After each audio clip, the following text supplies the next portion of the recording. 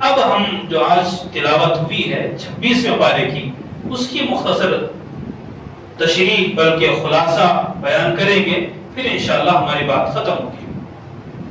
26ویں پارے کی تلاوت ہوئی آج، جس کے اندر سورۃ الاحقاف، سورۃ محمد، سورۃ الفتح، سورۃ الحجرات، سورۃ القاف اور سورۃ الزاریات کا ایک صفحہ اس کی تلاوت ہوئی ہے۔ اتنی ساری سورتیں پڑھی گئی ہیں ماشاءاللہ۔ اب سورتیں چھوٹی ہوتی جائیں گی، شروع میں بڑی سورتیں تھیں، اب جیسا جیسا قرآن کو ہم تکمیل کو پہنچیں گے ویسے سورتیں کیا ہو جائیں گی، چھوٹی چھوٹی ہو جائیں گی۔ اب دیکھیں یہاں پر ایک بات جو ہم عام طور سے سنتے ہیں کہ جنت میں 4 نہریں ہیں نا؟ کون سی نہر؟ دودھ کی، شہد کی، پھر کیا؟ شراب کی، پانی کی۔ پانی چھوڑ دیا نا، تو اس کا تذکر اللہ نے اس پارے میں کیا ہے، وہ بتانا ہے۔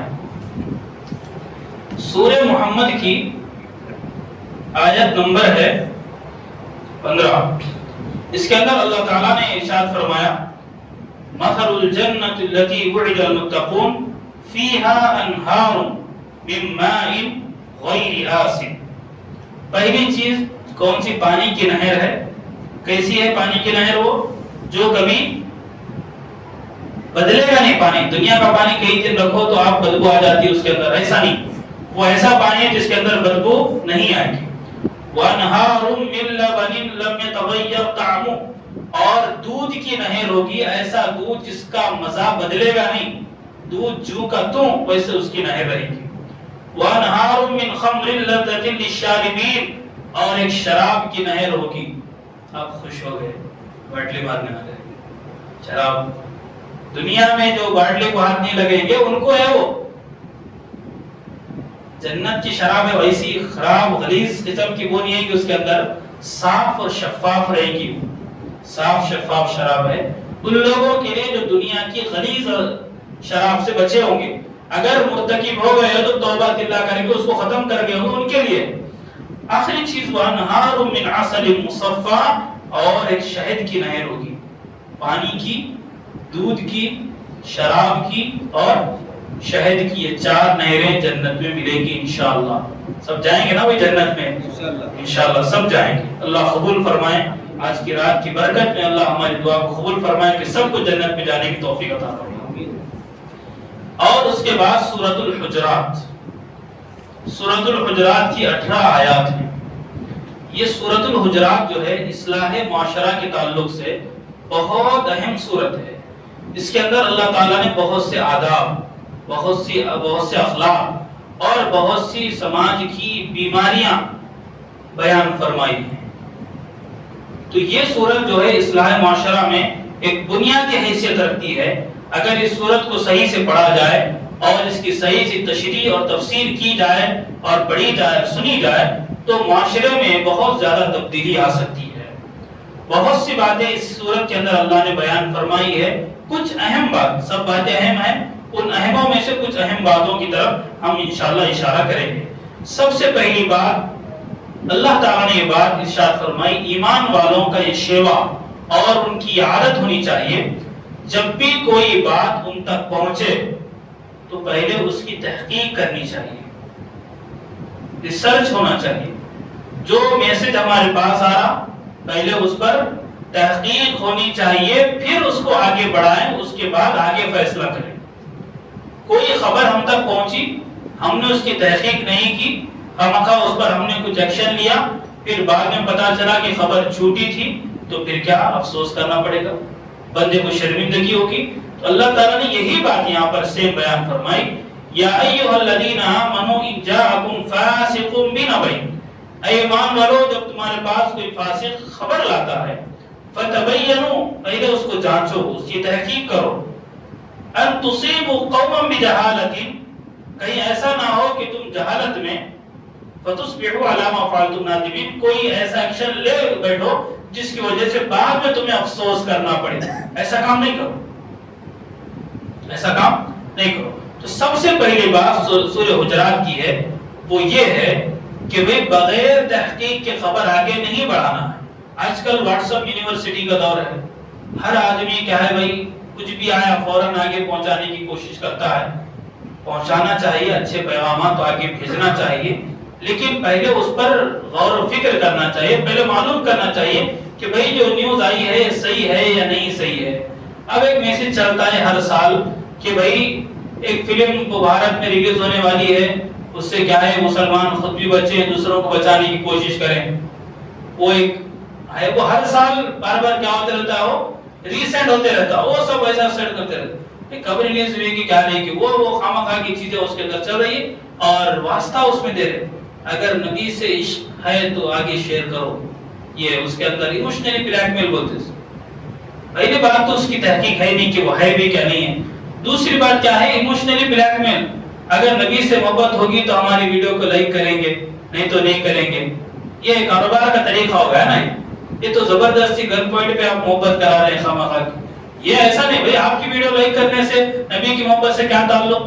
نبی سے محبت وہ ہے جو رہے گی انشاءاللہ قیامت تک. وہ آپ کی ویڈیو سے، آپ کے ایک پوسٹ سے، اس کو لائک کرنے سے، شیئر کرنے سے کہاں ویسے ہماری محبت اس میں جھلک رہی. ہاں اسی کو ایک خاص بات ہے، ایک حدیث ہے جو آگے پہنچانی چاہیے تو اس کی بات الگ ہے. تو خامخواہ کی جو چیزیں چل رہی ہے بغیر تحقیق خبروں کو آگے بڑھانے کی، تو یہ اس کے ذریعے شرمندگی ہوتی ہے آدمی کو بعد میں. تو ایسا کام ہرگز ایک ایمان والے کو نہیں کرنا چاہیے. تو سورہ حجرات کا پہلا پیغام یہ ہے کہ بھئی کوئی بھی خبر بغیر تحقیق کے آگے ہم فارورڈ نہیں کریں.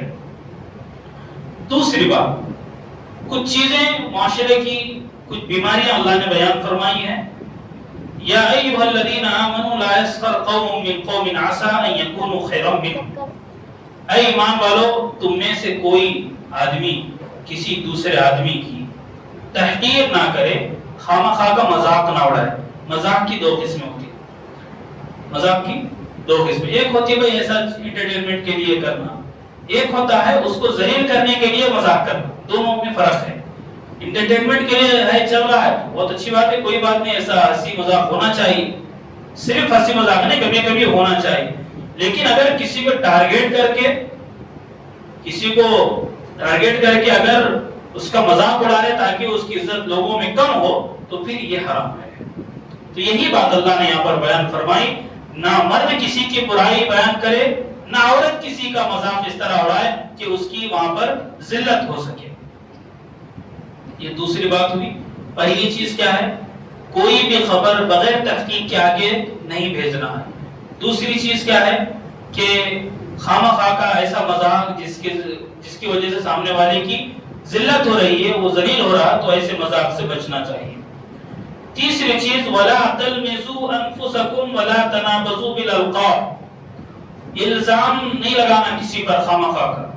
ولا تنابزوا بالالقاب، برے ناموں سے نہیں پکارنا. صدام نام ہے، اس کو سدڑ نہ بول رہے. رحمان نام ہے، رامن نہ بول رہے. غلط بات ہے.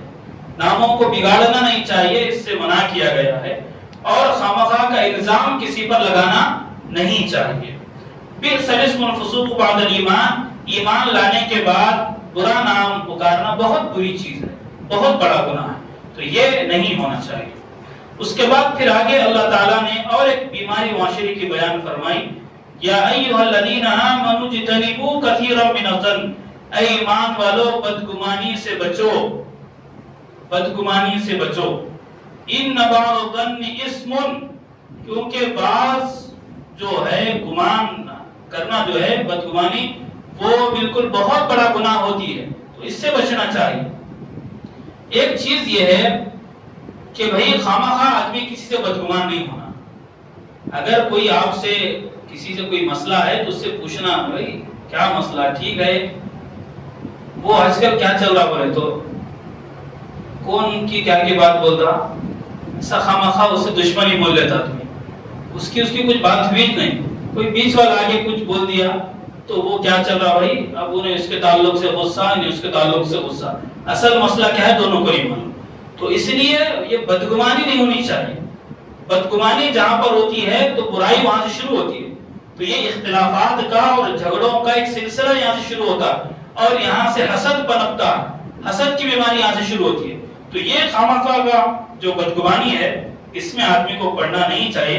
کسی سے کوئی مسئلہ ہے تو فیس ٹو فیس بات کر لے. بھائی میں وہاں سنا تھا، میں یہاں سنا تھا، ایسا سننے میں آ رہا تھا، ایسا دیکھنے میں آ رہا تھا. یہ وہ سب باتیں ہیں، ڈھیلی باتیں ہیں سب. مضبوط بات ہونی چاہیے کہ ایمان والے کی زبان سے جو بات نکلے وہ مضبوط ہونی چاہیے. بولے بھائی آپ میرے تعلق سے ایسا بول رہے تھے کہ میں سنا، کیا ایسا ہی ہے؟ انہیں صحیح بولے تو کیا بھائی کیا مسئلہ ہے؟ لوگوں کے سامنے برائی کرنے کی کیا وجہ ہے آپ کی؟ جو ہے بات ہمارے سامنے کہو، کیوں لوگوں کے سامنے بولتے؟ یہ بات ہوتی ہے بات کرنے کی. اب انہیں کچھ بولا، انہیں دل میں رکھ لیا، انہیں بھی دل میں رکھ لیا. ان کے اچھائی انہیں نہیں جا رہا، ان کے اچھائی انہیں نہیں جا رہا. یہ ہو کے جو ہے آپس میں اختلافات وہ بڑھتے رہتے ہیں. پھر دل کالا ہو جاتا ہے، پھر ایک دوسرے کا چہرہ دیکھنا نہیں چاہتے. یہ سب برائیاں کب ہوتی ہیں؟ بدگمانی خواہ کی. کسی سے کوئی مسئلہ ہے تو اس سے معلوم کرو بھائی ایسا مسئلہ ہے کیا، تو وہ مسئلہ کلیئر کر لینا چاہیے. تو یہ بیماری ہے، اس بیماری کو دور کرنا چاہیے. ولا تجسسوا، اور دوسری بات یہ ہے خامخواہ لوگوں کے پوشیدہ راز کو جاننے میں مت لگو. انہیں کیا کر رہا تمہارے کچھ جھانک کو دیکھنے کی کیا ضرورت بھائی؟ جب انہیں گھر کا دروازہ بند کرا تمہیں اس میں سے جھانکنے کی کیا ضرورت ہے؟ حدیث پاک میں آتا جو ایسا جھانکے بغیر اجازت کے اس کی آنکھ پڑو بول کے آتا تھا. اب یہ اسلامی حکومت نہیں ہے. پھر پھوڑیں گے کسی کی آنکھ، وہ سب بیان میں بولیں گے. کچھ چیزیں ہیں، پوری بات سن کے عمل کرنا. آدھی ساری بات سن کے عمل کریں گے، آپ کا بھی نقصان ہوتا، ہمارا زیادہ ہوتا. انہوں بولے تو یہ اس کا خیال کریں. ولا تجسسوا، خامخواہ کسی کے پیچھے نہیں لگنا. انہیں کہاں جا رہا، انہیں کتنے بجے آ رہا، کتنے بجے جا رہا، وہ سب 1 منٹ پہلے آ رہے، جلدی نماز پڑھتے ہوئے جا رہے. بھائی سنت گھر میں پڑھ رہے ہوں گے، تھوڑا دل بڑا رکھ کے سوچیں گے تو معلوم ہو جاتا. نہیں نماز پڑھتے کہ وہ سب چلے آ رہے. مدرسہ ہے وہاں جا کے پڑھ رہے ہوں گے، گھر نفل نماز ہے گھر میں پڑھ رہے ہوں گے. حضور نے فرمایا گھروں کو مردار مت بناؤ، اس کے اندر کچھ قرآن کی تلاوت نماز پڑھا کرو. تو حضور نماز نفل نماز گھر میں پڑھتے تھے. مسجد نبی سے لگ کے آپ کا حجرہ تھا، نماز پڑھا کے آپ گھر میں جا کر نماز پڑھتے تھے. تو یہ حضور کی سنت ہے. یہ خامخواہ کی چیزیں جو ہے 1 منٹ پہلے آ رہے وہ سب، ان کو پہلے آنا چاہیے، وہ آنا چاہیے. ان کے کیا مسئلے ان کو معلوم ہے. خامخواہ کی چیزیں اسی سے بدگمانیاں ہوتی. ان کا مسئلہ کیا موسم سے پوچھو، موسم 1 منٹ پہلے کہیں کو موسم بولتے صفائی دیتے، اس کے حاصل سے صفائی دینے کیا ہے کیا نہیں بولتے موسم. تو یہ چیزیں جو ہے کسی کے پیچھے ایسا لگ جانا کہ ہر چیز کو اس کی دیکھنے لگ جانا، یہ ایمان والے کی علامت نہیں ہو سکتی. اللہ نے صاف صاف کہا ولا تجسسوا، کسی کی پوشیدہ چیزوں کو جاننے کی کوشش مت کرو، تجسس مت کرو. اس کے بعد آگے فرمایا ولا یغتب بعضکم بعضا، غیبت مت کرو. اور غیبت کو بہت خطرناک اللہ نے انداز سے بیان کیا. کیا تم میں سے کوئی اس بات کو پسند کرتا ہے کہ اپنے مردار بھائی کا گوشت کھائے؟ کیا کوئی پسند کرتا ہے؟ نہیں کرتا نا بھائی. ہم تو غیبت کرنا ایک مردار انسان وہ جو کہ ہمارا بھائی ہے اس کا گوشت کھانے کی مثال. ایک تو انسان، دوسرا مردار، تیسرا اپنا رشتہ دار. اتنی چیزیں اس کے اندر ہے، پھر اسے کھاؤ بولے تو کھا سکتا. انسان کا گوشت آدمی سوال ہی پیدا کر سکتا، سوچ بھی نہیں سکتا. تو یہ چیز ہے، غیبت کرنے سے اپنے آپ کو بچائیں گے. تو یہ غیبت بہت بڑا گناہ ہے. بار بار حدیث میں سنتے ہیں معراج کے موقع پر حضور پاک صلی اللہ علیہ وسلم وہاں تشریف لے گئے. وہاں چند لوگوں کو دیکھا جو ان کے ناخن تانبے کے تھے. ناخن دیکھے تانبے کے، یہ ہمارا یہ ناخن ہے، یہی تکلیف ہوتی اگر لگ گیا. وہ ناخن تانبے کے، وہ لوگ کیا کر رہے ہیں؟ اپنے چہرے کو اور اپنے سینے کو نوچ رہے ہیں. تانبے کے ناخن سے نوچے تو وہ سوچو کیا انجام ہوگا. تو حضور پوچھے بھائی یہ کون لوگ ہیں؟ تو جبرائیل علیہ السلام نے کہا هؤلاء الذين يأكلون لحوم الناس ويقعون في اعراضهم.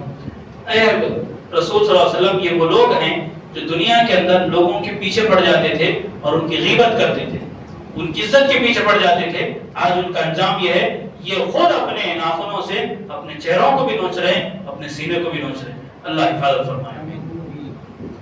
یہ اور بھی باتیں بہت ساری ہیں، اس کے اندر وقت بہت زیادہ ہو جاتا. اتنی باتیں کافی ہے.